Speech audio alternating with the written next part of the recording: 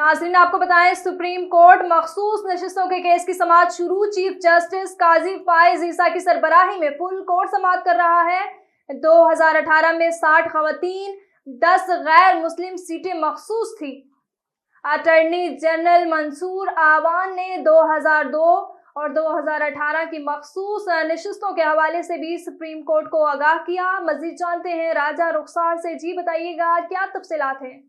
मौजूद हूँ supreme court Islamabad के बाहर, और जैसा कि पिछले कुछ अर्से से मखसूस नशिस्तों के हवाले से केस चल रहा है, और आज सुबह तकरीबन 9 बजे फिर से जो है इस केस का आगाज़ हुआ, और जस्टिस काजी फाइज ईसा की सरबराही में फुल कोर्ट जो है इसकी सुनवाई कर रहा है। दोनों जानिब के जो वकील हैं वो अपनी अपनी दलाइल पेश कर रहे हैं, और एक जो है केस शोर पकड़ता जा रहा है कि आखिर इसका हल क्या निकलेगा, क्योंकि पिछले कुछ अर्से से जो है इस केस में जो है अहम पेशरफ्त जारी है, और अभी तक ये जो है केस जारी और सारी है।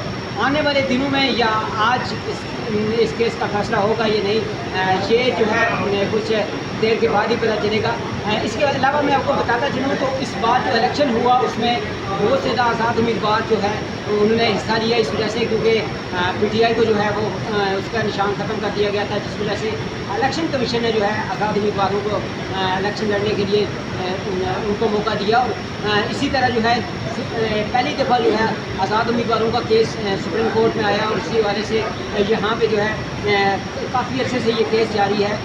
कुछ देर बाद इस केस का क्या फैसला आता है, जुड़े रहिए हमारे साथ। जी बहुत शुक्रिया। राजा रुखसार हमें तफसीलात से आगाह कर रहे थे।